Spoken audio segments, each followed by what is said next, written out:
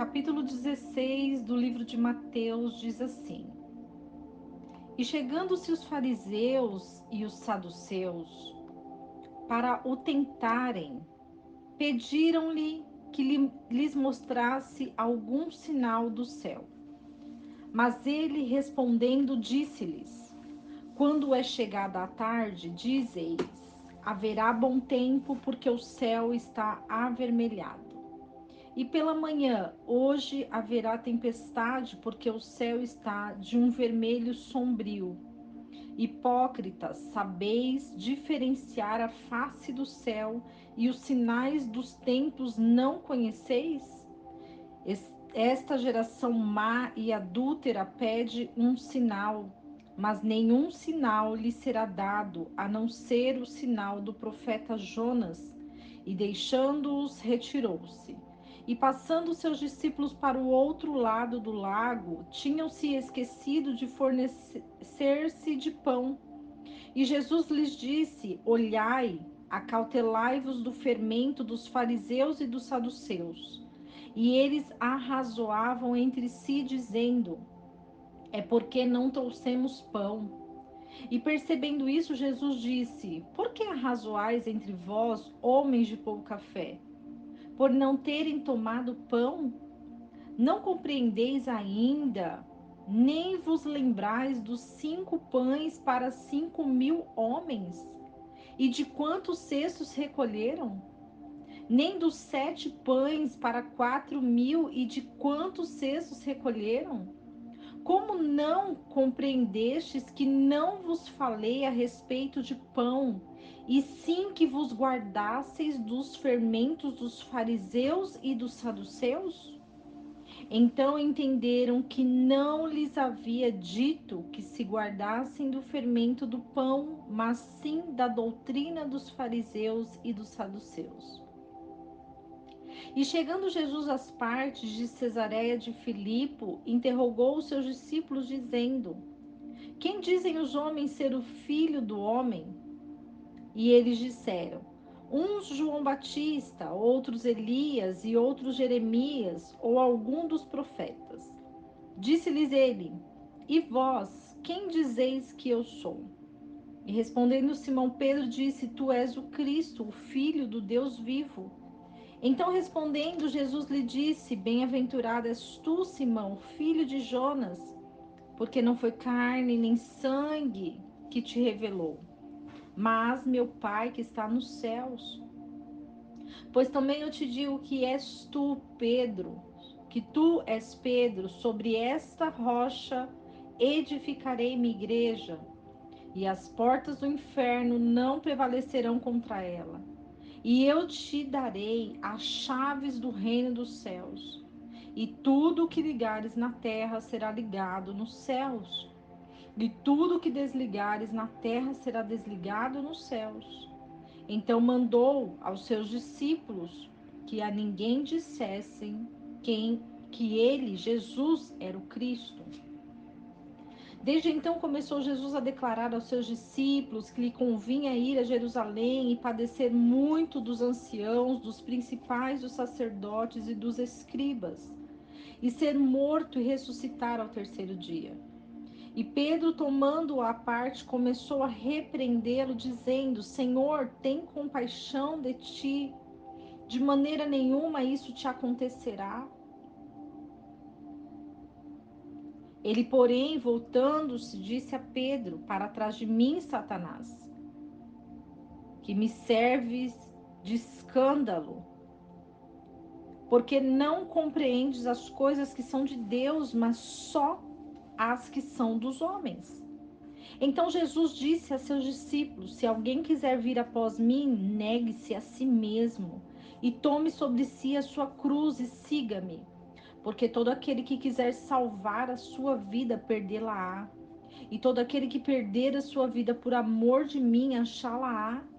Pois que aproveita o homem ganhar o mundo todo, se perder a sua alma? Ou que dará o homem em recompensa da sua alma?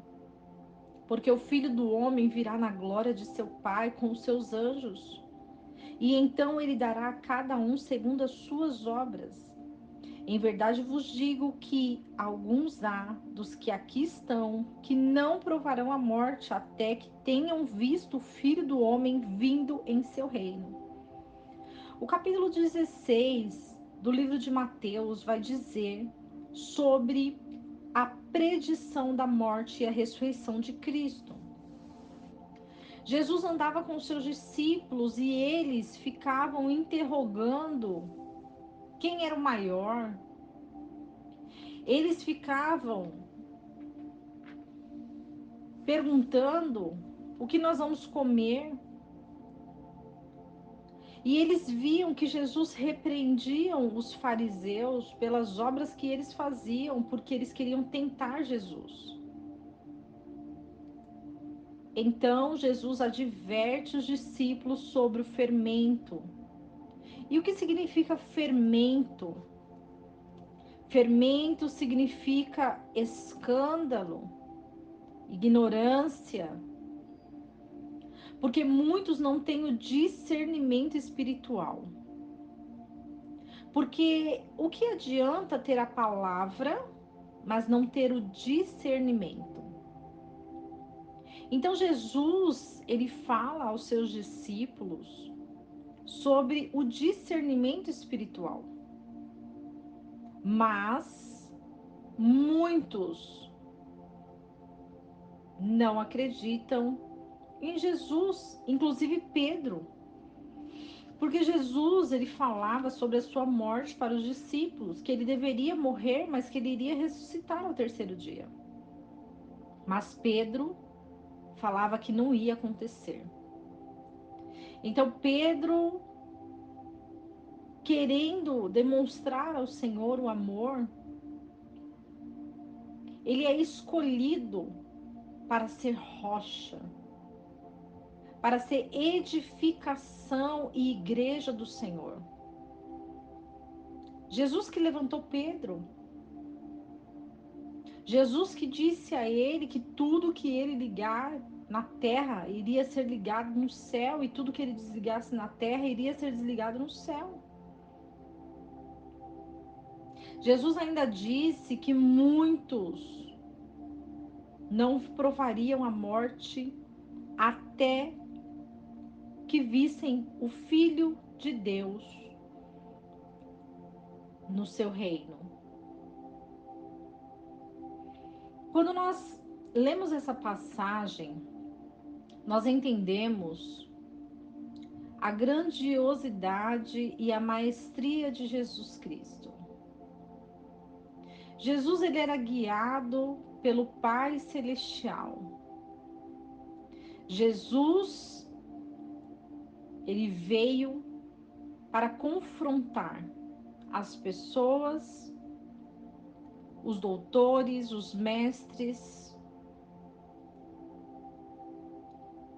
E Jesus, ele seguia o seu caminho, sabendo que o Senhor estava com ele a todo momento. Quando Jesus fala para nós negarmos a nós mesmos, significa que nós devemos deixar as nossas vontades para o seguir. E essa batalha e essa luta constante, ela é diária. Porque muitos falam assim: ah, hoje eu vou me alimentar da palavra e vou ficar 3 dias sem me alimentar. Eu vou somente aos sábados ou aos domingos cultuar a Deus. Mas esquecemos muitas vezes de abrir a nossa Bíblia. E a Bíblia, ela é a referência para as nossas almas, é alimento espiritual diário. E nós precisamos dessa palavra que nos alimenta. E é por isso que nós estamos aqui, estudando a palavra de Deus e entendendo e compreendendo os passos de Jesus. Jesus deixou os discípulos, e os discípulos fizeram discípulos. E os discípulos dos discípulos fizeram mais discípulos. E chegamos aqui hoje, neste dia, porque temos sede de ouvir a palavra de Deus, porque temos sede de compreender e estudar essa palavra grandiosa que nos livra e nos tira dos nossos cativeiros espirituais. Jesus estava demonstrando para mim e para os discípulos e para você que não adianta só termos a palavra se nós não praticarmos essa palavra. Não adianta estudarmos, refletirmos, se nós não tivermos a ação dessa palavra. Jesus, ele fala para os discípulos e fala para mim, para você, quantas vezes eu fiz milagres acontecer na sua vida. Olha os milagres que eu tenho feito, olha as coisas que você tem vivido e por que você duvida no seu coração. E porque você tem duvidado das coisas que eu posso fazer por você. Eu alimentei com 5 pães 5.000 homens. Eu te dei o alimento quando você não tinha o que comer. Eu te dei o sustento. Eu te dei tudo o que você precisava e porque você duvida de mim. O Senhor não quer que nós duvidemos do poder e do milagre que Ele pode realizar nas nossas vidas, porque a partir do momento que nós aceitamos Cristo na nossa vida, a partir do momento que nós reconhecemos a morte e a ressurreição de Yeshua, o Messias, o Cristo, nós precisamos entender que a nossa confiança deve estar plena no Senhor. E que cada dia o Senhor ele nos sustenta, cada dia o Senhor nos alimenta. Mas não precisamos somente alimentar o nosso corpo, mas precisamos alimentar a nossa alma, alimentar o nosso espírito. E como nós fazemos isso? Através da palavra de Deus. É a palavra de Deus que vai nos alimentar. É essa palavra quem vai direcionar os nossos caminhos, dirigir os nossos passos, porque o Senhor é o nosso redentor. O Cristo é aquele que vem nas nossas vidas quando mais nós precisamos. Quando estamos no nosso limite, Jesus ele aparece, Jesus ele vem, porque ele quer nos salvar, ele quer nos libertar, ele quer nos curar, ele quer nos tratar. Então que você deixe o seu coração aberto para que ele entre e faça morada. Que você esvazie-se de si mesmo, negue as suas vontades para que o Senhor possa te conduzir ao caminho da sua missão. Que Deus abençoe a sua vida, a sua casa, o seu lar e que essa palavra seja edificante para o seu espírito, que alimente o seu espírito e que você tenha força, tenha vigor, que você seja nutrido pela palavra de Deus nesse dia. E que não esqueçamos jamais desse versículo que diz: conhecereis a verdade, e a verdade vos libertará.